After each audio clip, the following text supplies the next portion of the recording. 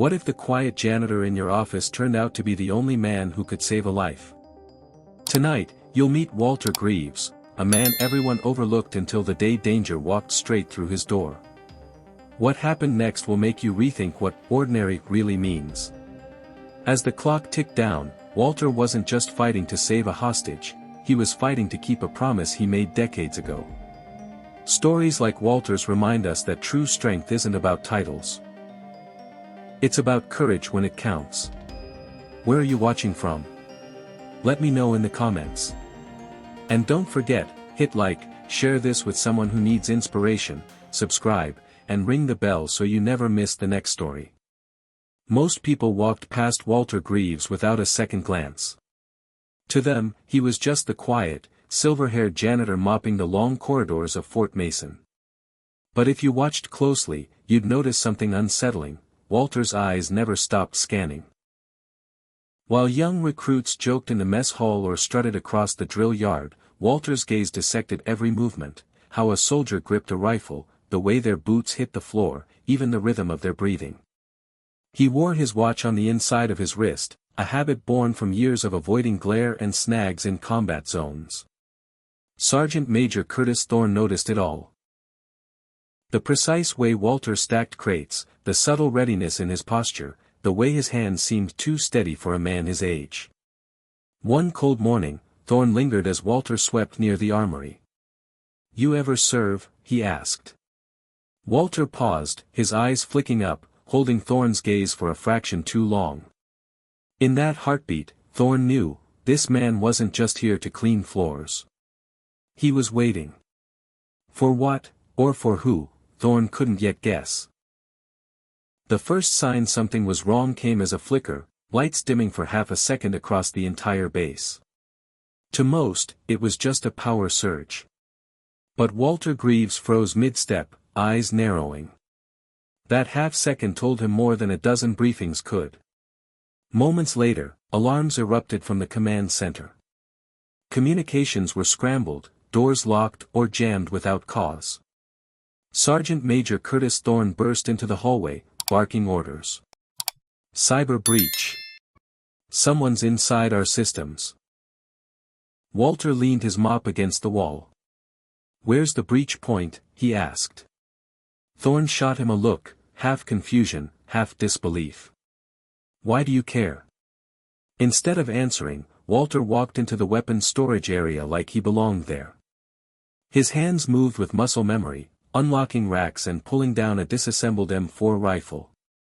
In less than a minute, the weapon was cleaned, assembled, and loaded, movements too precise, too fast for any retired janitor.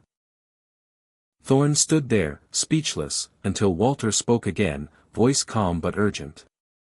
"If they're after what I think they are, we've got minutes before the base is compromised entirely." "What could they want here?" Thorne demanded. Walter looked him dead in the eye. "Not what, who?"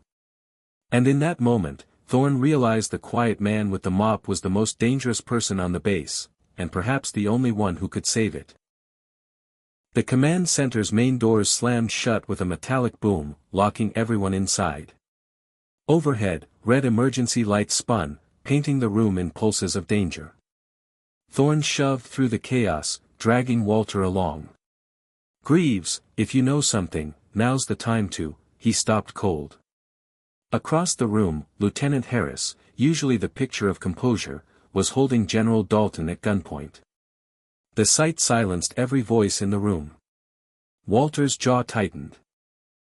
"You picked the wrong base," he said evenly. Harris smirked. "No, Greaves. I picked the only base." He pressed the barrel into Dalton's temple. "Where's the girl?" Thorne's stomach dropped. "What girl?" Walter's voice was low but carried weight. "My granddaughter. Eleanor Greaves. She's a cryptographer. And she's the only one who can decode what they stole." Gasps rippled through the room. Harris tapped the side of his head with his free hand. "Smart man, Walter. But not smart enough to stop this. She's already off-site, and the extraction team is waiting for my signal." The general winced as Harris tightened his grip. "You've got 30 seconds to decide, stand down and let me walk out, or Dalton here dies, and so does Eleanor." Walter stepped forward, his eyes locked on Harris. "If you harm her," he said quietly, "you won't see the end of the day." And for the first time, Harris's smirk faltered. The room was a pressure cooker. Every second stretching longer than the last. Harris's finger hovered near the trigger, and General Dalton's shallow breaths echoed in the silence. Walter didn't blink. "Thorne," he said quietly, "count to 3, then kill the lights." Thorne's eyes widened, but he gave the smallest nod. 1, Walter shifted his stance, muscles coiling. 2, Harris's grip tightened, sensing the shift. 3. The overhead snapped off, plunging the room into pitch-black chaos. A single muffled thump followed, the sound of Walter moving faster than a man his age had any right to. When the backup lights flickered on, Harris was on the floor, weapon skittering away.